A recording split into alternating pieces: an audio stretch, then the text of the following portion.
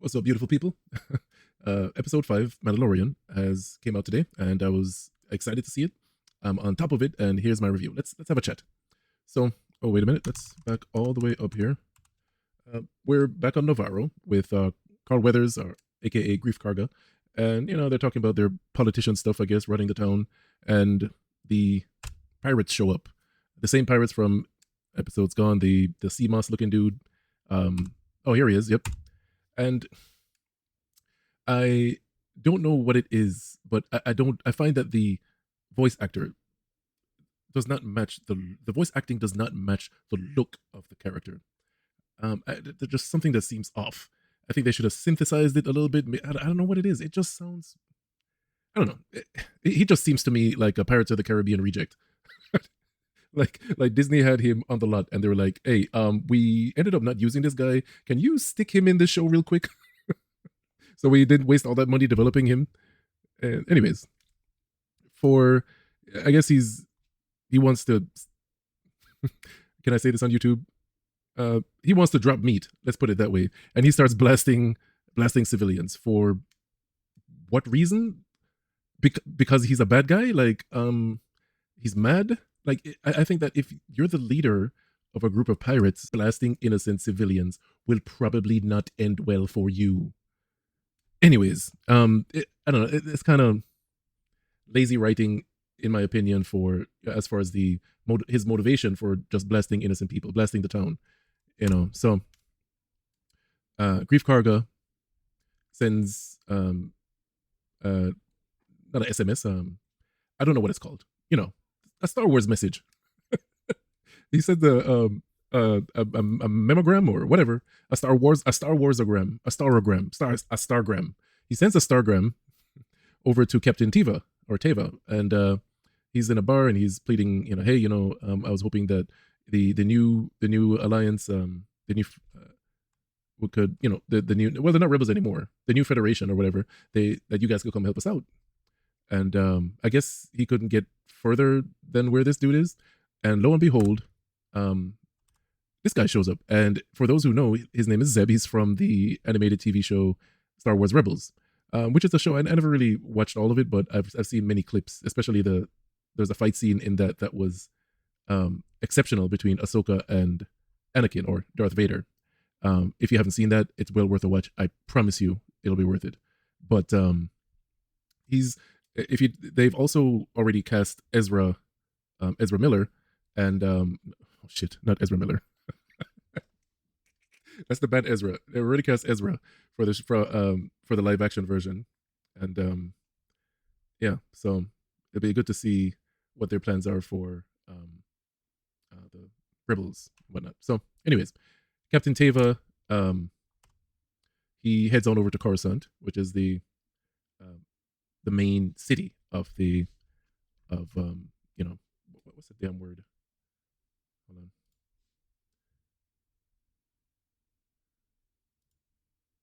The New Republic. Holy shit. Yeah.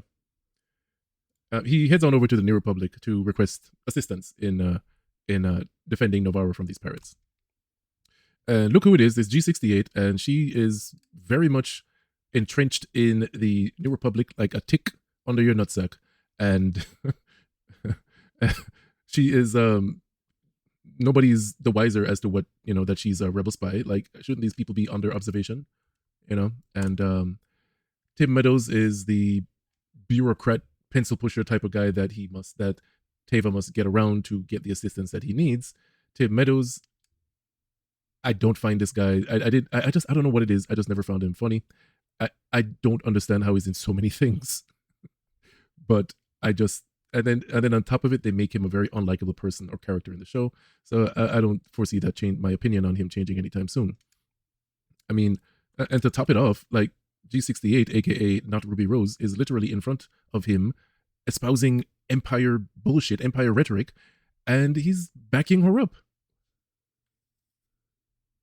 And which just leads me to believe that maybe Tim Meadows' character, what's his name, Colonel Tully, he's probably an Empire spy as well. So look at him. He's literally he just gives zero fucks that these people are about to get or getting slaughtered actively. And cut to a scene where she's watching Teva walk away, and you can't tell me she does not look evil as hell. You can see her gritting her teeth and the muscles in her jaw. Yeah, yeah. I think she's a great actor, by the way. But the character, you know, I'm wondering what her outcome will be.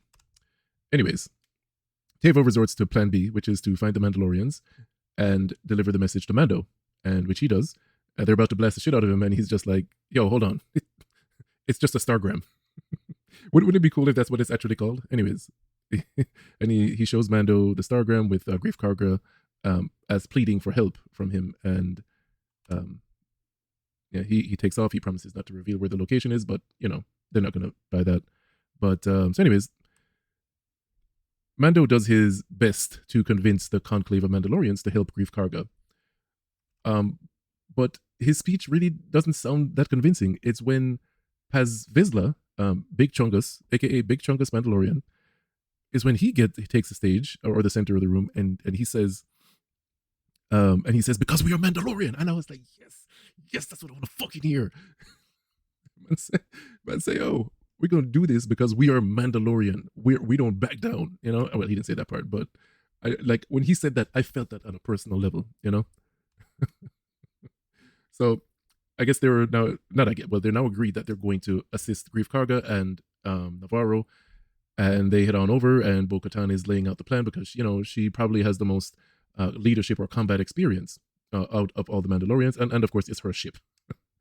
You know, so anyways, Din leads the charge, and he with the N1 fighter, the Naboo fighter, and he does a strafing run, and he blasts a bomb into the ship, and this bozo, whatever the hell his name is, I don't even care. I don't even like the character. I do not like the character at all. I just can't get over it. The voice is not right. Anyways, so we see that this dickhead is still alive. Apparently, I could have sworn he died or got shot down. I thought he was dead, but we finally get to see the scene that we've been seeing from all the trailers when the Mandalorians are dropping out the ship and into an assault, and it's this here. I mean, I this is one of those scenes that I just love, a well choreographed action scene, and this is one of those scenes I had to play back a couple times just to take it all in, you know, just to see all the little details that they added to it. But of the whole episode, this has to be my favorite part because this bugger here, he's snitching on the pirates. He's like, hey, they're over there. I just couldn't stop laughing. So he tells the Mandalorians that you know they're about to be ambushed, and somehow they get backed into a corner. They get cornered, and I'm like, every single one of y'all have a jetpack. How are you cornered? Fly, go away. But Paz Vizsla jumps in, and he kind of changes the tide of the battle. But they get pinned down by the pirates have a Gatling gun that they pin down to Greef Karga's office over off in the distance, and all the Mandalorians get pinned down. Which is another thing. They said Squad 1. They dropped Squad 1, but I don't remember them dropping Squad 2. Anyways, we kind of cut to the scene back up, which is some pretty epic dogfighting going on up there, and Mando and Bo-Katan are obliterating the pirate fleet. If you want to call it a fleet, it's more of like a small convoy. So, which is where the armorer makes a grand entrance to just destroy. She ambushes. She sneaks up on the pirates in their little, you know, their cubby hole, and she takes out every single one of them. Sneaks up on this guy on the gun and assassinates him too. You know, this scene here was a little insane to me because I'm not sure. This is Mando, right? He is outside of his ship with his jetpack and blasting. I mean, it's a cool scene, but in the next scene, in the very next time scene that we see Din, he's in his ship again flying. So I don't think it was him. It might not be. It might have been just a random Mandalorian. But anyways, they win the fight. Basically, they you know, and I definitely recommend watching this episode just for this whole sequence.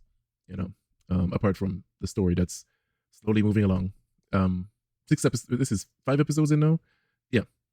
Greef Karga declares that, hey, thanks for saving us. You can now have this plot of land over here. You can do whatever you want. And they're welcome to Navarro. Paz Vizsla summons, well, the armor actually summons Bo-Katan, and she orders her to remove her helmet. And she tells her that the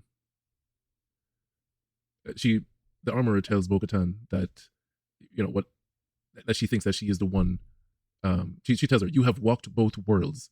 You are the one who can unite us," which is kind of how I've been feeling this whole since the beginning of this season, and even from the last season as well. But it kind of drives home the point that, yeah, she's going to be pursuing some kind of leadership, and you know, whatever. So she tells her to take off her helmet, and they tell the other Mandalorians that, yeah, this is what's going to happen, and Bo-Katan is going to go off and unite the other factions. Speaking of other factions, we find out that Teva is in hot pursuit of the rumor that Moff Gideon is still out there, and he never went to trial and he escaped. He comes across this derelict ship and discovers that everybody on the ship is dead, sans Moff Gideon. His body is missing. Yep. And yeah, I mean, they kind of sprinkle out the rumor throughout past episodes, but now it's confirmed. Moff Gideon is still alive. He escaped, and none other, and they're kind of alluding to the fact that Mandalorians helped him escape. Whether or not this is true, we will find out. Are they setting up for some kind of thing where he's going to lead his own faction of Mandalorians, which would be kind of crazy. Remember, in the animated show, Darth Maul had his own faction of Mandalorians. Could it be these dickheads that are siding with Moff Gideon? We only have 3 more episodes to find out, and I think they're moving a little bit too slowly as far as getting to the point of who the overall antagonist is for the season. And we're going to see, which is kind of a bummer to me, because 3 episodes left. We still haven't seen Moff Gideon, and in the past 2 seasons, that also was my problem, because we only saw Moff Gideon a couple times, and I don't think they are. Yet again, this is another show where, like in The Boys, they did not use him off. He's a magnificent actor. They didn't give him enough material. I didn't play it, but there's a video game called Far Cry 6 where he's the main bad guy, and from what I understand, they underutilized him there as well. And here again, we're 5 episodes in, and we still don't know what he's doing, who he's working with. We have 3 more, unless they're gonna kick it up a notch in episode 6. We still have no idea what his motivations are, what he's doing, who he's working with. They still might introduce Admiral Thrawn by the end of the season. There's so many things going on that we don't know. And I think what's his name, Esposito, they really need to utilize him more, give him more episodes in these seasons. They're completely, when you have a great actor like him, you need to use him, give him material. If it's even some backstory or something. Just because he's a villain doesn't mean he has to show up to, just because he's an antagonist doesn't mean he has to show up in the story to antagonize people. I personally would like to know a little bit more about him, about his past. A villain is not just a plot device. You can use him to tell a story. There's a story that we would like to know. That's the whole point of these shows, isn't it? We don't want to know just about the Mandalorians. I mean, well, yeah, I understand it is a lot already, but it would be nice if they would utilize him more. Anyways, I this episode I think was a good episode, and I'm gonna give it an 8 out of 10. So if you made it this far, I would very much appreciate if you would drop a comment, tell me what you think about the episode, hit the subscribe button. Now, yeah, because I would very much like to not have to go to my day job at some point within the next couple of years. But yes, I appreciate you all. Thank you.